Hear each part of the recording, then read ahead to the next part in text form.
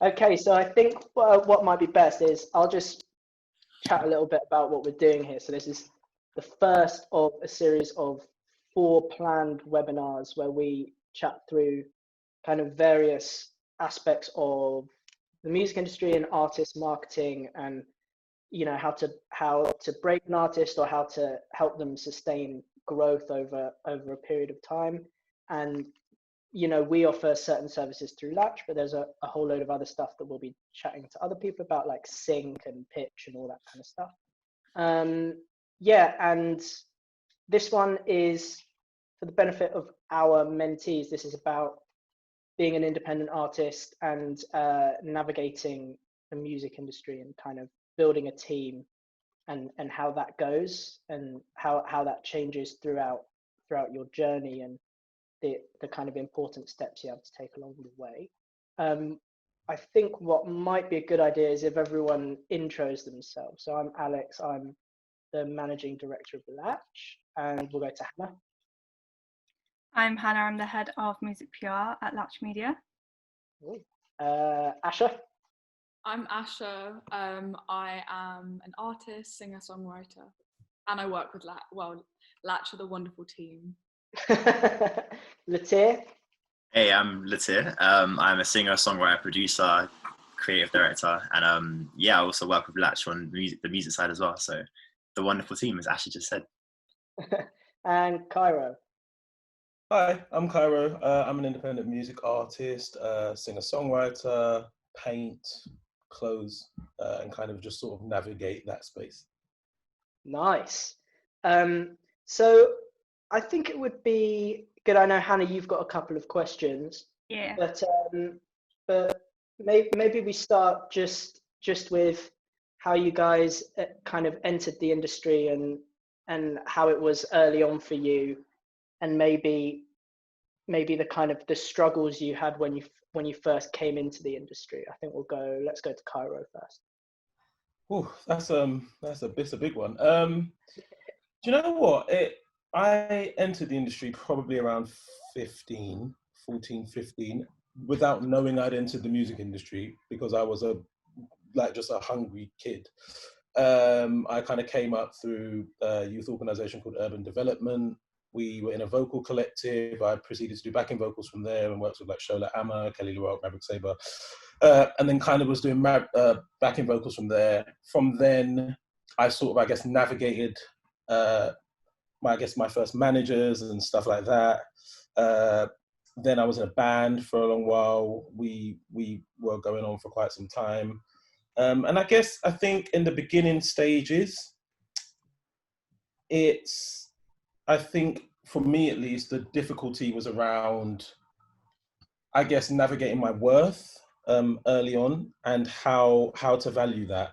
And that is something I guess is still a thing, and it never really changes. But you start to understand where you should value yourself and how you can place yourself and make it, I guess, a business. And that was probably the most difficult thing for me. I'm pretty sure that's what you asked. I'm not 100% sure, but I'm going to go Yeah, with that. no, that is what I asked. And that was a great answer. What about you, Asha? I've not kind of been in the industry as long. I'm still kind of fumbling about and finding my feet. But probably a year and a half ago, when I left school, I just thought I'd give the whole music thing a stab, and I didn't really have a sort of music community or anything like that. So it's always really been just me by myself, reaching out to people, getting an intro from so-and-so, and just kind of building from literally my house and demos outwards.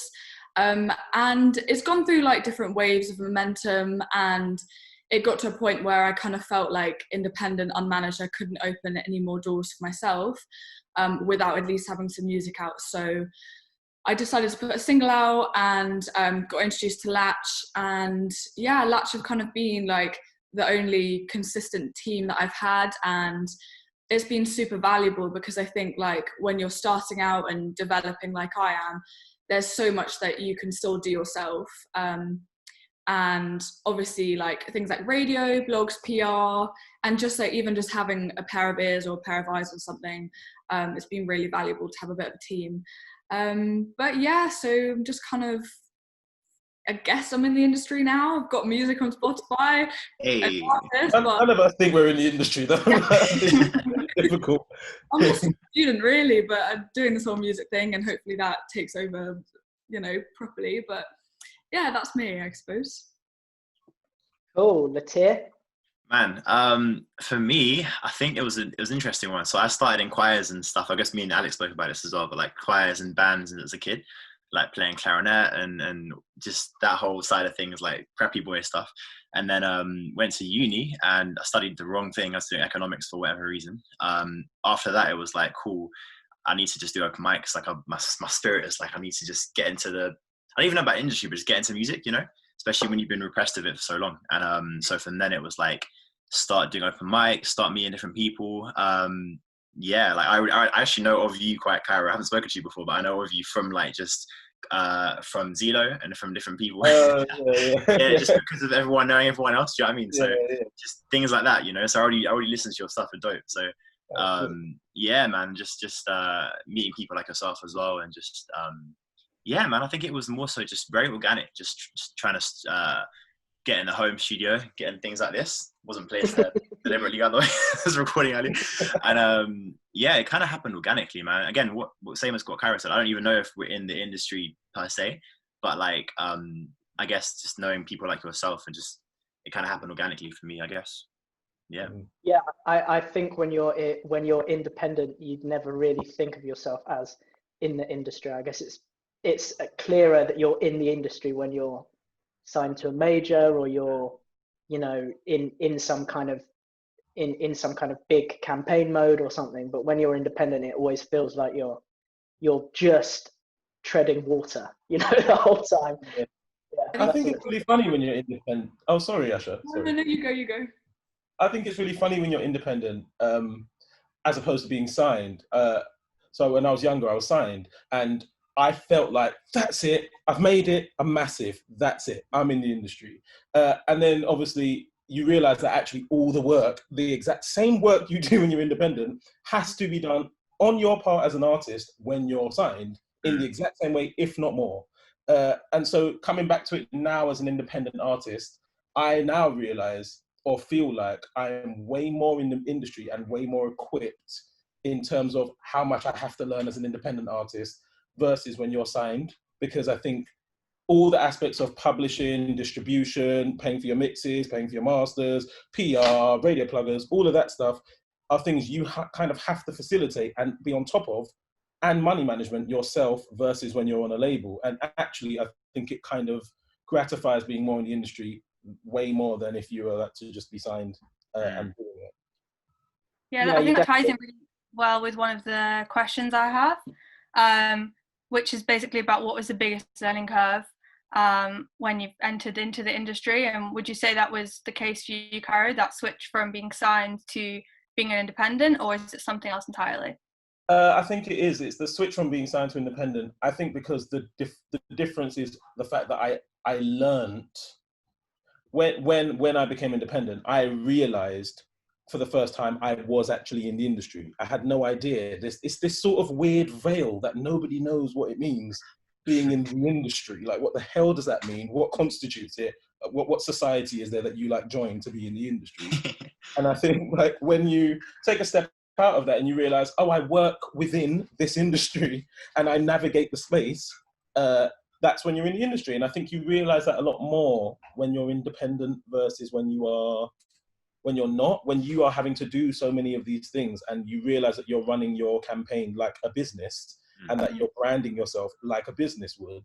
I think that's kind of a distinguished factor, at least for me, of realizing, oh, okay, I work within the music industry. Yeah. And how about for you, Asha, what do you think? You said it's only really been a journey of a year and a half for you, but what do you think your biggest learning curve has been? I think I'm like very much just on the learning curve. I've only put out 2 songs, and so far like everything has been new. Like with my second single, I did radio, and that's been a learning curve. Like everything is brand new, and it's been great, but it's been a lot of losses as well. I feel like I'm at that investment point where I'm not making any money. I'm not making any, and really, but I'm just investing and kind of hoping that as you build and build, it's going to go like that. So I think right now, because I'm trying to put my EP together, that's just been like, I thought a single campaign was a lot of time, and now I'm thinking about how a body of work can be cohesive and like mastering everything together and getting the whole timeline in. And like kind of as Cairo said, when you are doing everything yourself and there's so many moving parts, I think like one of my friends said to me the other day, I just didn't know how long it was like releasing a single, and it's so much work. And I think my learning has been that I'm going to do everything that I can in my power independently, and not just wait for someone to come and do it for me. If I can do all of that myself, I'm not going to be taken advantage of if I understand it. And it's kind of like, if you want to jump on board, then like, here's the train and the train's going, but like jump on, but kind of already know what you want to do and who you are as an artist. So that's kind of been, this whole EP for me is just building a team, finding out who I am as an artist, and just learning the ropes, really. I really love that analogy of the train. I think it's definitely can feel like that sometimes. And how about you, Latte? What would you say your biggest learning curve has been? I mean, I guess for me personally, I think the first learning curve is kind of what Ash has said. It's really important to just know you can do mostly everything by yourself, I guess, so you can be as self-sufficient as you can. Obviously no one's an island, right? So you need help, and you need people like yourself, and you need like radio and all that kind of stuff. But at the same time, when it comes to the creative side, like the biggest thing I ever learned was, especially at the beginning when no one really knows who you are, what you're doing, it's like, oh man, can you just send over this mix already? Or can you just like little things, you know? But now it's like, okay, cool. I was like forced to learn how to produce out of like necessity and frustration, as opposed to like passion. Obviously I love making music, but it's funny, it shouldn't come in that way. Do you know what I mean? So it's just like, that's the first thing. Just know you can be self-sufficient. Second learning curve, I would say just knowing there's no wrong or right way to do things when you start out, especially creatively, because especially when you're not signed or anything, it's kind of just like, all right, well, no one's looking at me either way, so it's just like, let me just put music out and just see what happens and just push it as much as I can. And then that's kind of how you end up meeting people anyway, I guess, and like learning things along the way. And I have so many, probably you too as well, but so many demos just sitting on my computer that are never going to see the light of day from like 4 or 5 years ago and stuff. And there's like hundreds of stuff that it's just like, I could have released this 4 years ago, you know what I mean? So, but you didn't, because you had this perfect idea of how to do things, you know? Yeah. So, just knowing that there's no really right way to do things, obviously structure and strategize and stuff, but in general, just know that you shouldn't be so held back or hell-bent on a certain way of doing things, I guess. Yeah. I had a quick point to speak to what you were saying about, and actually, Asha, what you were saying as well about, you were saying not being an island and like trying to do doing as much as you can for yourself. I felt it was really overwhelming trying to think of how to do things, like, oh, I can't do this, I can't do that, I can't do this, I can't do that. But then you forget that so many people around you, your immediate family, immediate friends, have access to so many of the things you don't feel like you're able to do. It's as simple as, okay, I can't afford some big graphic designer, but my friend does artwork, maybe I can use them. It's as simple, you know, all of those simple things, like using your friends for all of the things that you need. And growing as a team together is so important, and something you don't think of initially, because you're kind of like, I've got to get all these people in the industry to kind of do my industry stuff, because that then I need to show real, I need all these things. It's so true. Yeah, exactly. And actually, like majority of my artwork, majority of my any of the video things, most of the people I work with, producer wise, all of that stuff is just like my band, like the people who I met you guys through. Literally, these are just a lot of my friends who are kind of trying, and we all just sort of work together and build a strong force. I think it really helps.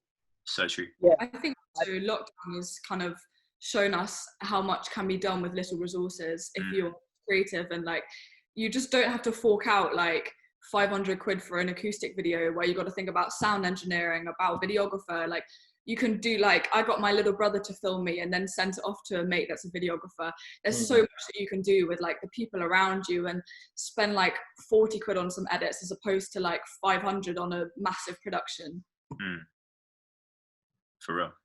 I think there's two modes of growth within the industry that are completely separate from each other. One of them is, right, I've got 10 tracks, I'm just going to shop myself around, or my manager's going to shop me around. I'm going to go to a major and I'm going to hope for like this really massive short burst of exponential growth. And that's going to give me a platform to then kick on. And then there's what probably all three of you guys are doing and what I've done with my artist projects in the past, which is you're in charge, and what you're hoping to do is grow sustainably, build a good team of people around you, and still be here in 10, 15 years time doing what you love doing what you want to do. And I think, oftentimes the things that you see are the big moments for emerging artists, or they're the big moments for like major label artists, and you see people winning all the time, and you don't see all the kind of the stuff that's happening underwater, like all the kind of ferocious, just trying to breathe, And I think oftentimes that comes to the detriment of independent artists, because they feel like they have to keep up with someone who's spending 40 grand on single promotion through Warner, or it's like, it's just not the same thing. And I was wondering, Cairo, since you've been an artist in both of those camps, whether you have any insight into those two modes of growth and how they've been different. They, as you said, they are completely, entirely different things. And I think what we see is the positive of the kind of very fast growth, somebody who's published before they've released their first single, signed before they've released their first single, released and then instantly on every Spotify playlist and then skyrocketed to fame.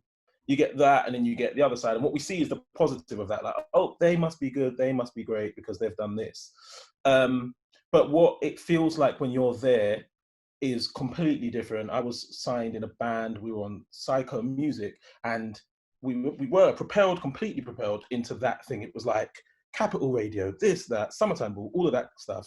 But you are chasing the next song all the time. Like every single moment, you are chasing the next top 10, you're chasing the next thing, and you're constantly on that same leverage of essentially, like, are we going to do enough? Are we going to make enough money for the amount of money they're putting in?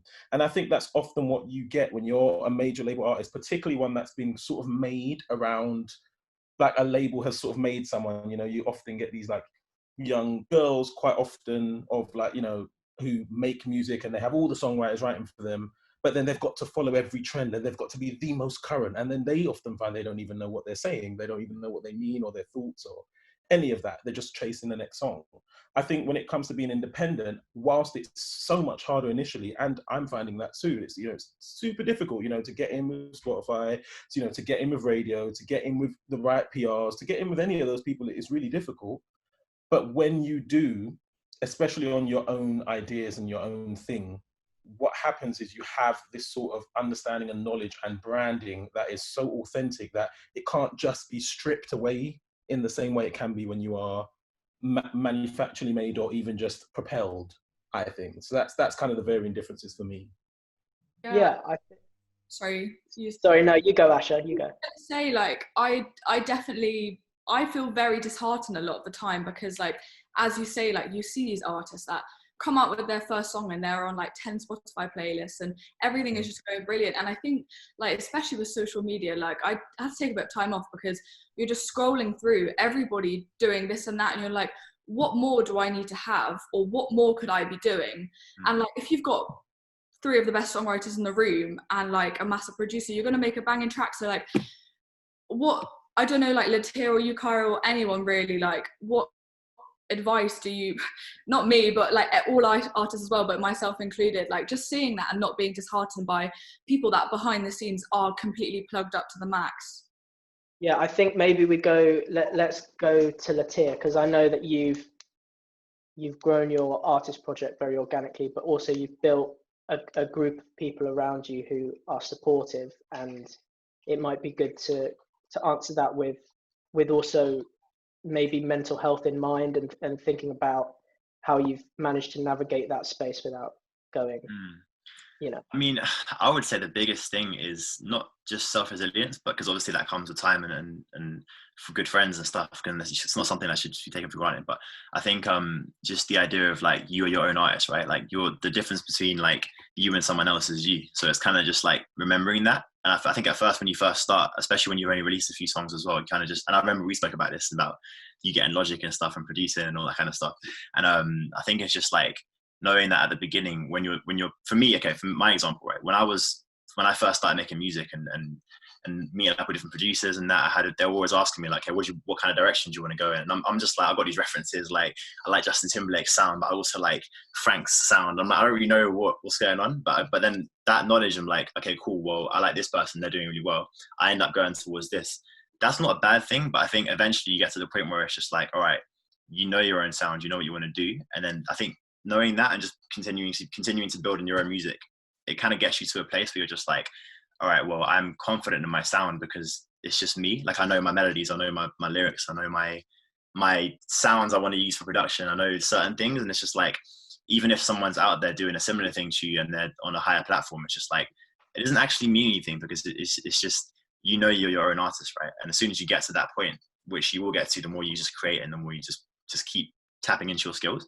Once you get to that point, it's kind of just like, all right, well, I don't know, there's it's hard to explain with mental health as well, because to get to that point, you have to battle mental health, and you have to go to the point where you're like, oh, I'm comparing myself to this person, like, well, this person is younger than me, but they're doing a better thing or whatever. But it's like, you do literally just have to go through it and just be like, I'm just going to keep creating and just keep making music and having a good circle around you. And I think it was Kyra, you were saying about just when you reach out to certain people, whether it's like graphic designers or like certain people, they end up becoming your close friends anyway. So it's like, for example, the person that I work with in my videos and the person that some of the people that I might co-produce with, they're like my closest friends now for the last like 4 or 5 years. And it's just like, that is my mental health bubble. Do you know what I mean? Because we're all in the same position and we're all like independently just creating. So I think it is just networking, just continuing to create your own sound, and then getting to the place where you're like, oh, I actually really love what I'm doing. I have a sound, because that comes naturally with time.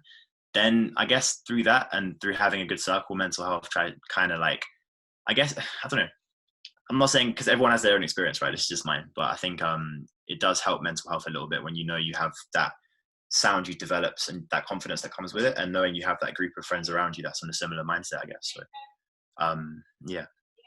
Yeah, I think what's often forgotten, especially when you're starting out, and it's not easy to realize this at the beginning, but there are various levels of what you can deem success as within the industry. And I think there are various levels of what success can mean to you.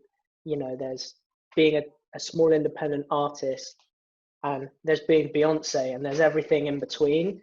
And, you know, you could be a massive streaming artist, but you might not be able to sell out a room of 500 people. You know, you might be able to sell out a room of 500 people but never get played on the radio because it's not the right kind of music. And there's all the space in between those places that exists for artists, for you to build the career that you want to build. You know, you don't necessarily have to have millions of streams straight off the bat to still be here in 5 years time, or still be here in 10 years time. And it's up to you exactly how you want to kind of create that journey and move that story for you. You know, I think because of the pressure that you're constantly under, because you feel like you always have to be in a release cycle, it's tough not to feel like the next one has to be bigger, and the next one has to be bigger, and everything always needs to be kicking up until you're, you know, selling out the O2 or whatever. But there's all the space in between, and I'm sure all 5 of us know lots of artists that we would deem as successful who might not have any one of those things in the bag, but they're doing their thing, they're doing it well, and they're making the music that they want to make. Yeah. I think quickly what I might do is I might pass the mic to Angie if she's here. I'm going to click the button that says allow to talk, because I know she has a couple of questions. Maybe. Oh, no, Angie? maybe not. Angie? I do have her questions here. Okay, yeah, you go ahead. So we'll direct this one at Asha. What's your most successful campaign to date? Can you share more about why you think it was so successful? I've only done 2 campaigns. But I'd say I think I really like the Too Good campaign because that was kind of just coming out the blocks, and I think it went really well. And to kind of gain praise from some of the bigger platforms like Colours or Clash, like blogs that I would actually read, was super cool. So I love that on the kind of like blog sphere, and it actually picked up on the algorithms on Spotify and streamed well, and people still really like it now. And then with Passenger, the radio stuff has been kind of successful, which is great. And I guess Passenger's just had a bit more like longevity as a campaign because the radio impact point is later, whereas all the blogs come through like kind of within the first week or 2, and that's really exciting. And then it dies down and it's a bit of an anticlimax sometimes. But the radio's kind of like kept going slowly, which is really nice.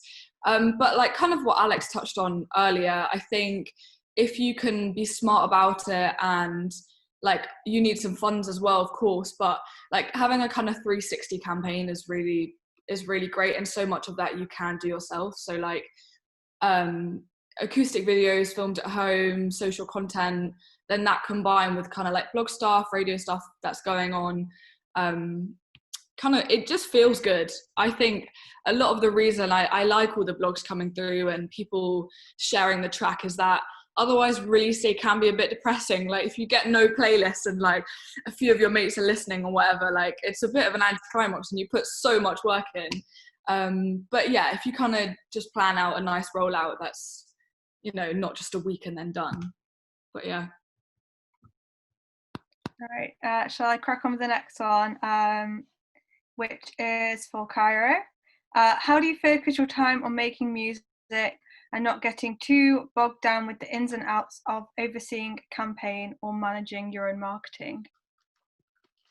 That is a really difficult one because I personally struggle a lot with finding the differentiation between loving the music and also trying to put a business hat on.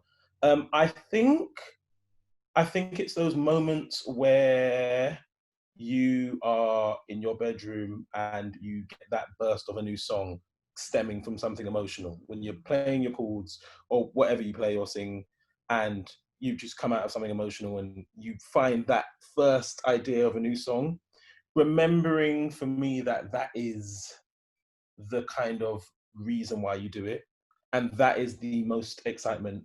I think that is kind of how I separate from kind of campaign stuff, because it is so easy to just convolute them all and be like, you know, a song's measure is measured by how it does or how it's progressed or whatever, versus the magic of when you can create. And I also think just taking the time to see and speak to people and how it connects with them personally, you remember why you love it. Like, because I love music because I listen to, you know, Frank Ocean and felt comfortable to be queer. I would never have felt comfortable in that sense otherwise. And so when I hear how other people receive my music, personally, I get that magic back of loving music, and I can then sing like I'm back at church. Do you know what I mean, or whatever? That, I think for that for me.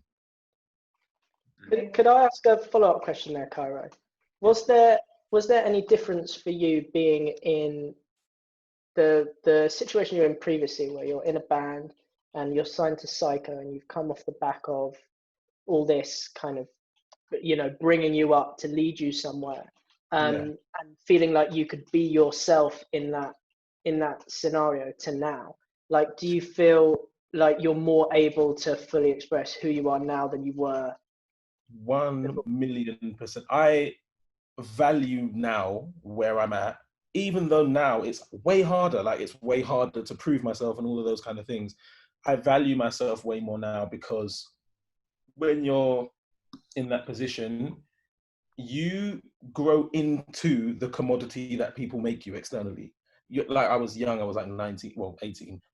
And you are shaping yourself quite literally on the value that somebody else and everybody else is placing upon you, because you're quite literally making their money. And so when you're still just trying to figure out who you are and say what you want through music, and there is a express agenda for you not to say what you want to say because it pays people's bills as it does yours, it's very hard. It's hard to it's a really hard thing to reconcile, because it's until you get to that level, I don't think you realize how much you actually care about artistic integrity, or at least I didn't. I thought, oh, when I get gratification and when I do well by other people's definitions, then that's going to be how I'm happy. And I realized very early on, oh God, you know, you get the money, you get the deal, you get the chart positions, you travel, and that becomes normal. And then you realize you're not even you're not yourself, you're not 100% yourself, and there is no reason to do it if you are not 100% yourself, in my opinion. And so it's completely different. And I think that's leading back from that question to Latia before, when you were talking about mental health and stuff. It's so important as independent artists, all of us, to count the very small achievements that we have, like the everyday things, well, at least I did it. Oh my God, my release came out on time. Or, oh wow, I just sold out a 200 capacity gig. That's amazing. Or, oh my God, like I got my first algorithmic. Or it's so important to take, or a PR company even wants to work with me. All those things that might feel small are monumental. It is based on your sound and who you actually are. And it's a really hard thing it's a hard thing to grasp. Do you know what I mean? So yeah, there's a difference. That's so true. And you feel everything more when you know it's come from the heart, that the music, you know. So true, man. So true. I have there's a question here in the Q&A from Jade, which I'm going to rephrase a little bit and ask it to Asha, which is, how do you decide early on when you're trying to build your team out? You know, how do you balance budget and finding the right person, and how did you come to the decision to kind of work with the people that you worked with? I think early doors, I kind of went with my visuals. I went with a kind of like students. They were my age basically, so things like they had access to a college like a photography studio, and I did my original video for Too Good, which actually didn't come out in the end, but I did that with those two girls, because then in a way I think like at this stage it's good to work collaboratively. Like, as much as I'm paying somebody to do a role, I'm still the one that's up with them on the Google Doc making final edits. Like, it's very much collaborative, and especially when you're starting out, you want to have a creative say, so you don't want to kind of be like, even if you could afford a massive production, how much input are you gonna really get, or like, is somebody gonna decide everything? So I think if you're into the whole creative and visual side of it, then go collaborative. Now a girl from my uni does my visuals as well, and she literally downloaded Photoshop in lockdown.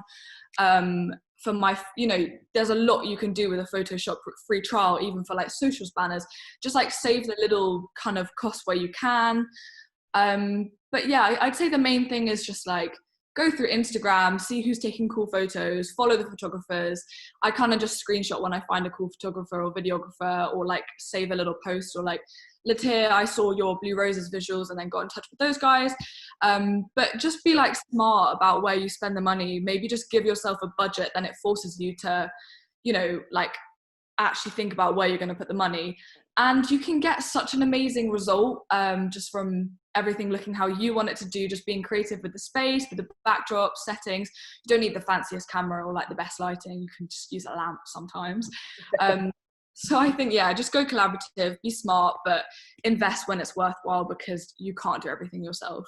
Yeah, that's really Latia, how did you come to the decision to invest in your project on the industry side, and on the marketing and promotion side, and what was that decision for you, and how did you kind of make that? I think it was after releasing a string of singles and putting out an EP like 4 or 5 years ago, where it was like completely just me and another producer.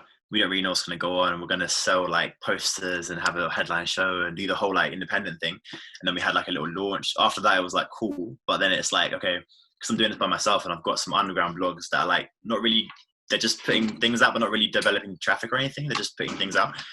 It was more like, okay, I've sort of, my network isn't that big at that time, so I need to expand it, obviously. So what can I do to expand it? And then after that, it was like, okay, I need to just speak to people about about trying to actually get a more of an outlook. And then I think I spoke to you and AL like 2 or 3 years ago, maybe. And that was the beginning of it. And it was just like, yo, I'm putting this EP out. It's gonna be like the beginning of the next stage for me, blah, blah, blah. how can I do it without Box Park? Yeah, Box Park, exactly. Yeah, in the cold. Yeah, how can we actually do this and make a mark or do something that's, because this music is important and it's a project that's like, I guess it was also like about the question. It was also like, okay, I finally have something that is like my precious baby sort of thing. It's like, it's not just another single that I want to put out and develop traffic or get some algorithmic thing, or it's literally just like, this needs to come out in a way that it's going to be felt. Not necessarily, I'm not looking at the streams, but more so just like, it needs to be felt and the rollout needs to be strong so that it dominoes with time. And I think with that in mind, it was like, all right, cool. I can't do this by myself. Like, I need help from you guys. I need help from people that are maybe on Spotify or Apple or wherever that can just like place things, or people that are good with obviously videos. And I want to have everything done before I put it out and 2 or 3 videos finished and stuff. And yeah, from that point, it was like, all right, how can I get investment for this project? And then obviously Believe reached out and stuff, which is dope. But yeah, I think it was definitely from knowing that this project is special to me and going from there, and having done it before and not having much happen from that really. So yeah. Can I quickly just add as well, looping back to like kind of what you were saying about visuals and things like that. If you invest kind of a little bit and you have like a good looking Insta feed and you've got good content going out there, now, because there's so many online platforms and magazines and things like that, if you've got your own identity that you've built yourself and invested in, visual and sonic, then people want to work with you and they do the whole production. So like last week I filmed an acoustic for Passenger, which I would have had to like structure and film and pay for myself, but they were like, do you want to come and do an acoustic session with us? And we've got this whole mood board and vision, and like that's just the absolute dream, because you are part of somebody's vision and you're both getting content, you're both getting something out of it. Yeah. So I think, you know, like harnessing those kind of online platforms and understanding that people want to feature really cool artists that are releasing, you know, it all comes from who you are as an artist, and that's why people want to work with you. It's true. It's so true. Yeah.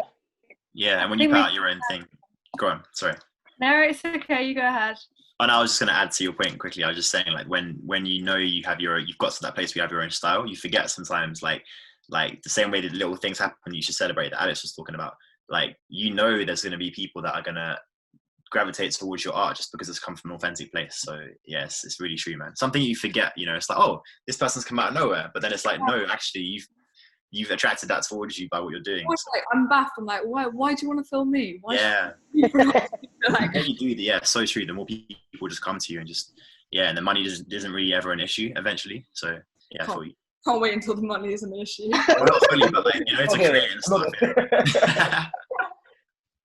Step by step, yeah. Keely's asked a question in the Q&A, but I'm going to try this again. I'm going to allow her to talk. Let's see what happens. Hello. Oh my God. Hey. Can you hear me? Oh, this is cool. Right, let me just find, hello everyone, first of all. Thanks so much for being here. It's great to see you all. And it's even better that you can't see me, which is great. My question in British humour. my question is, how has COVID-19 affected your release schedule / your artistic plans for this year, and how have you had to adapt?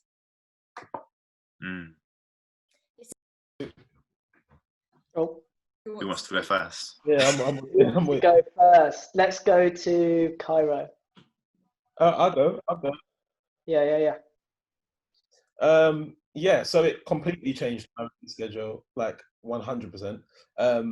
Obviously everything shut down in like a day, and then and that obviously changes everything. I had a whole visual EP ready to go, and then I was ready to like film it, and then that day we went into like lockdown, and so I was like, okay, so that can't happen because I can't actually film it.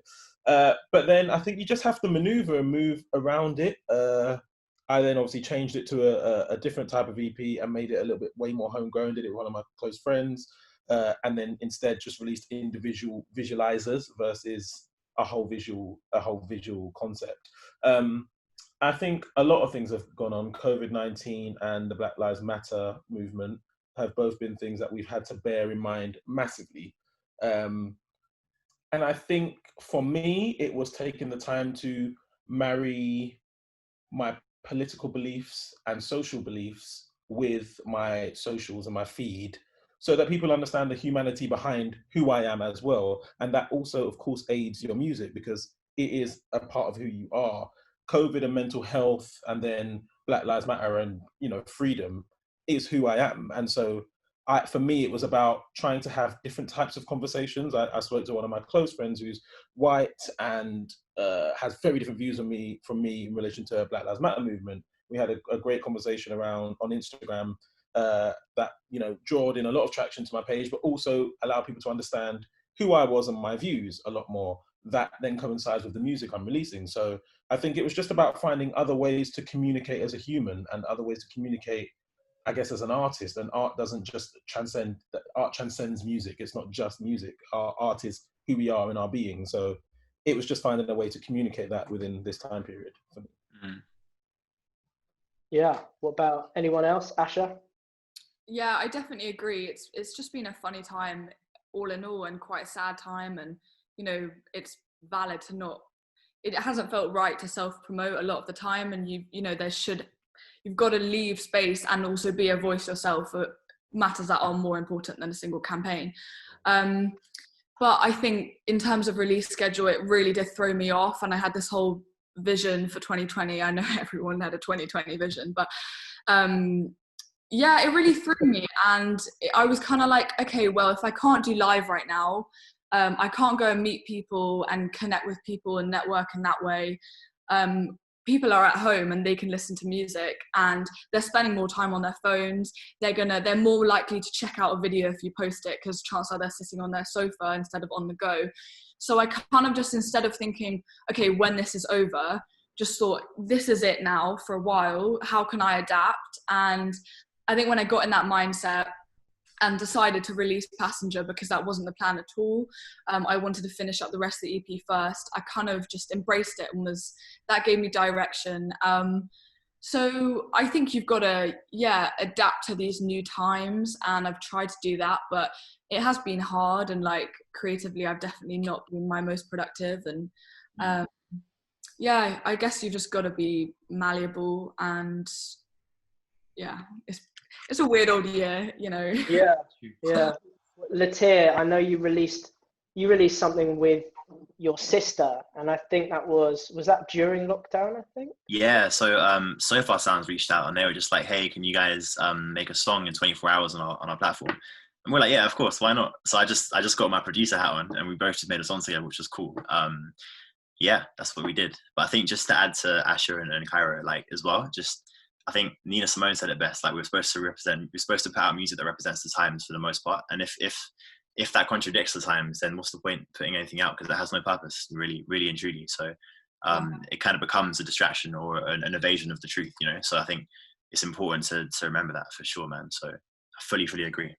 Yeah, I think it's also becoming increasingly important to fans of musicians and people who want to get on board with an artist's journey, that they know who they are and they know what their social views are, they know what their politics are, and that's becoming increasingly important. And I think you see it when someone espouses a view that is maybe, not legit. It's like ugly view, and immediately the fan base is like, nah, actually we're moving on.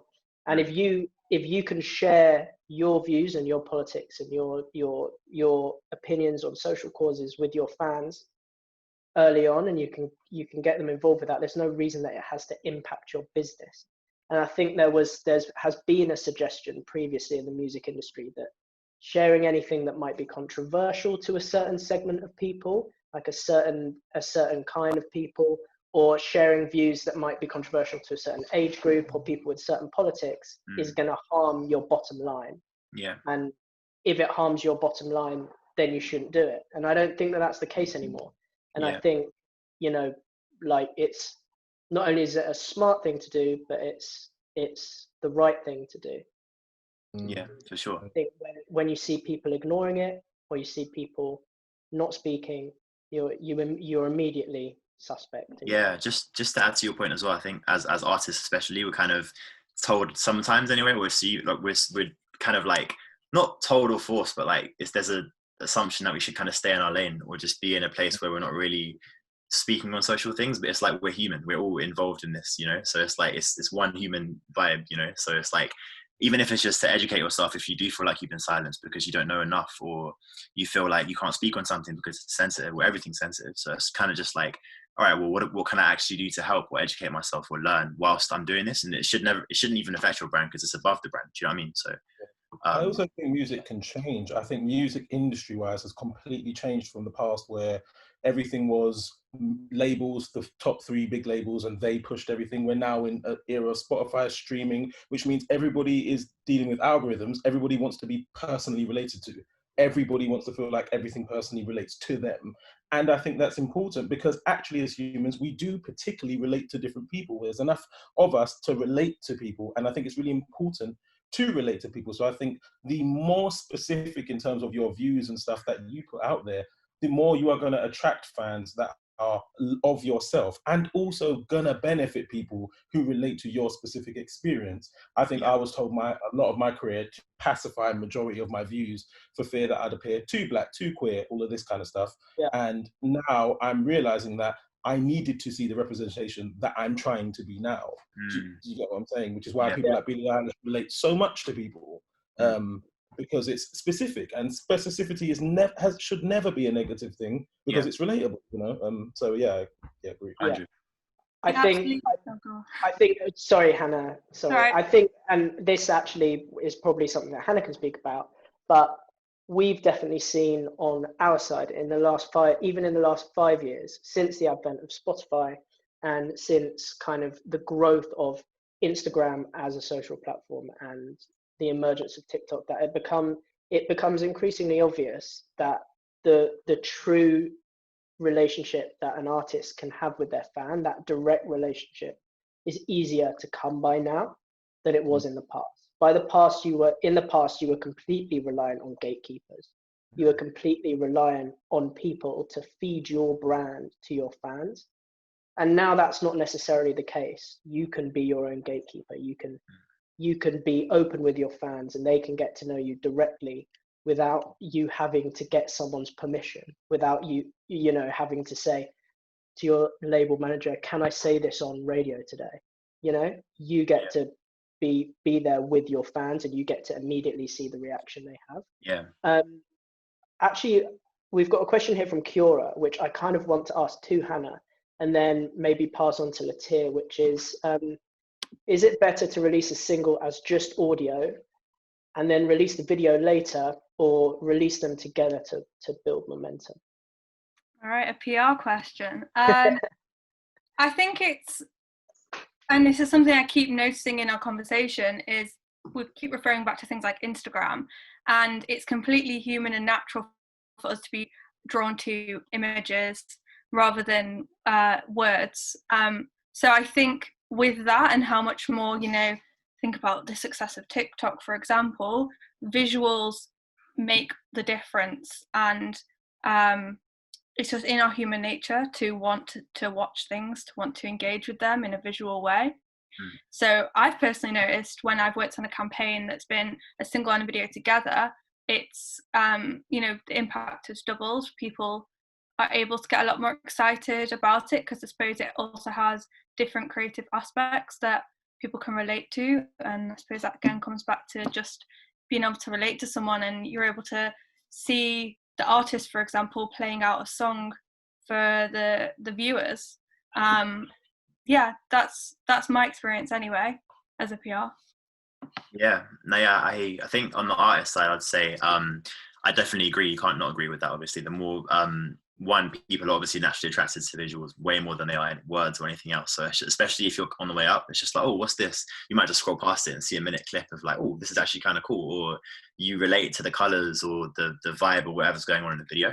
I definitely noticed that with myself as well. But I think I guess if you can do a video, obviously do that. If you can't, obviously there's no pressure, but like you can still have similar impact if you don't have a video, obviously, depending on your journey and obviously the music you put out and stuff. But I definitely think you're always going to be better off if you do put a video out. In terms of releasing it at the same time, I think I personally have seen more I felt more love towards releasing the song and the video at the same time, just because of like especially just nowadays, we're obviously approaching things from an algorithmic perspective. Sometimes when you're putting out singles as well, so you're like, okay, cool, I'm releasing this single. I want it to just have as much impact as it can possibly have, obviously, as every artist wants. So it's like, if I can do that and I have a video, and it's like Apple or Spotify know there's a video coming out and you've got the graphic on Spotify and all these different things, then obviously you're going to have more, you've got more ammo to just push from the beginning. But at the same time, I guess you can also release a video in 2 weeks from now. For example, if like a Beyonce was to do anything, she'd be fine. Do you know what I mean? So it's kind of just like, there's that level, but then there's like on the way up. I think personally it's good to release a video if you can at the same time, more so than doing it differently. So yeah, to tip back in there, I don't think it's a cut and dry answer either. It's like, it really does come down to good music. That is it at the end of the day. If it's good music, it doesn't matter whether you've got a video, whether your artwork is drawn by yourself or some like really expensive graphic designer. That, we see it all the time. Just like there are those cases where people come out of nowhere and it gets picked up by Spotify algorithm because it's just a great song. Yeah, there's some artists I listen to that I don't even know what they look like, but I'm a massive fan. Yeah. So obviously, like our mentees are looking to get into the industry as in a whole host of ways. Artist managers, PRs, radio pluggers, and I think what would be good is I'll ask all four of you what advice you'd give to them when it comes to having that relationship with an artist, and whether it's providing a service or being a manager. How is it best for them to relate to you? How is it best for them to approach that conversation with you early on to start building those relationships? And I will go to Asha first. I was really hoping you were going to let me think about that for a while. I was like, don't say anything. Yeah. I guess, I think, well, for me as quite a developing artist early on, I do read all my emails. It's not really hard to get in touch with me. So I think just a really nice, kind of authentic, genuine email. I'm always happy to like chat to people, jump on a phone call. I think it definitely helps like to kind of know a bit what that person's about, whether that's like a link to some of your previous work, or if you're a photographer, like a couple photos. It helps to like on that initial connection. Obviously I'm talking like if it's an online connection, to be able to paint a bit of a picture, and I think to just show enthusiasm. And like, as I said, I always really just like working collaboratively. I never want it to fall completely on one side, at least for now. So kind of being open to each other's ideas. And yeah, I think just being enthusiastic. The main thing is that someone's reaching out to you that loves the music or loves what you're doing, and that's always really nice to hear. And yeah, some relationships will probably progress, like some won't. Like I just had a phone call yesterday with someone that we kind of just were talking and then just called it a day, but like on really good terms, because it's just not going to work out. Like you might be at different stages, or you can do too much of what they are wanting to offer you. So just be open, and it might take a while to kind of form some of the connections that really last, but yeah. I would say, just to add to that point, just to be human. I think after a while, when you get a bunch of emails, it's kind of just like, all right, well, I'm going to develop a relationship in some kind of way with every one of you, because you're getting involved with my art, which is precious and which is something that's come from the soul. So it's kind of just like, if it's going to be some robotic thing where we just like, there's an ego and it's weird, like it sounds a bit cliche, but it's like I prefer when I'm talking to someone and there's a genuine enthusiasm, but also just there's a humanity aspect of just like I'm talking to someone who I want to speak to you as if we're in the same room. Do you know what I mean? Not just like, I don't know, I can't give you an example, but but yeah, just to be human, man, just to level with the person you're speaking to, and there should be an equality when you're speaking and having a conversation. So that's what I would say. I would probably say a level of like proactivity. I think nobody is ever gonna go off the back and be like, right, you're gonna be my manager and blindly go into it. There's always a sort of kind of grace period of what can you do for me? And I think it isn't about being on the biggest management company or having the most connects, but I think it is about working as hard as you can, personal and specifically to that artist, so that they understand you are doing your utmost for them, specifically for them, not just blanket. And I think for me, that has been the most effective thing no matter what level or stage you're at, if you're working your hardest, you're going to get something done that propels us to a level, and we are going to marry. And whether it be me working my hardest with songwriting so that we get to the next level, and then you working your hardest with contacts that get us to the next level, both of us are going to be working in tandem to be pushing up and up and up eventually, where we all have everything. And that you can see that with, cases like Stormzy and his management and many of the kind of young people coming up. It's this kind of drive and tenacity. And I think that is the case for artists, pluggers, PRs, managers, anybody. There's this kind of idea that the music industry is, oh, if you're not in, then you're not in. But actually, you can just sort of like sidestep that door and just kind of trick everybody in. Like if you just work your hardest. And I think for me as an artist, seeing that in somebody is what I get most excited about, wanting to work with, relating to me, and then thinking, oh, great, you relate to me, and your work. Why are you working this hard for me? It makes me trust you. Why are you working? Why do you want to do this? You have no reason to. And I think that, to me, that's the best thing you can give anyone. Yeah, I think that's an important distinction that I think is maybe lost on some people when they're trying to enter the industry, is that you don't have to be working at Warner. You don't have to be working at the BBC. You don't have to be writing for ID or Complex to be in the industry. You can step your way into the industry and just offer someone, an artist, a really great proposition, a really great service, and you can get in that way. You don't have to find a role somewhere to enter the industry.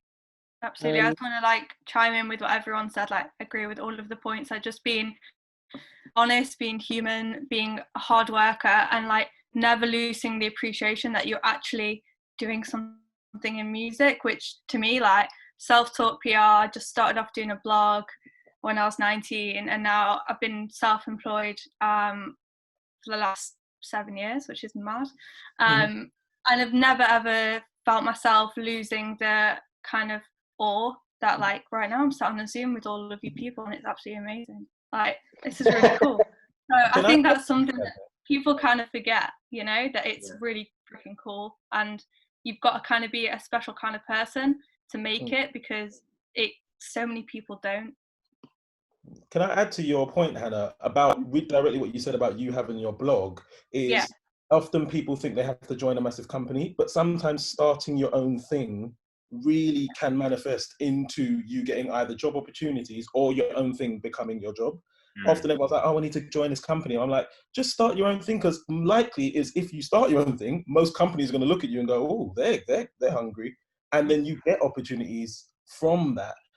As you said about yourself, which is obviously excellent, that is so many of the kind of platforms I see now, whether it be Girls Talk or whether it be Galdem, who start their own narrative and they create something around it, and then there is a market for it. You gain your own power by doing that. I think often people don't think that. They think they have to jump into a big old company, and you don't. Yeah, I think as well, just to add to the final question, if it's cool, just as well, you know that the person you're working with is special to you in some kind of way. So it's I'm actually gonna take my time. In a relationship, you build the foundations right before you just jump into it, or you should, or whatever. But you kind of, okay, cool. There's certain things about this person that I need to understand before I jump into this, and just being aware of that. But rather than just jumping into it, because then it's there's inconsistencies and there's clashes and things like that. So it's just important to be make sure you're on the same page first, I guess. Yeah. Amazing. Okay, well, I think that's us. We've hit the hour now. So, I'd like to. I know, so sad. That was so quick. I'd like to thank everyone for coming. So thanks, Asha. Thanks, Latir. Thanks, Cairo. Thanks for inviting. Thanks, Hannah. Thanks to you, Alex, putting it together. Yeah. And we'll be doing this every week with different guests from the music industry. So, feel free, you guys, to drop in next week or the week after as well. I'll send you over the invites. And this has been great. Thanks, everyone. Thanks for having. Peace and love. Stay safe, guys. Peace. Peace.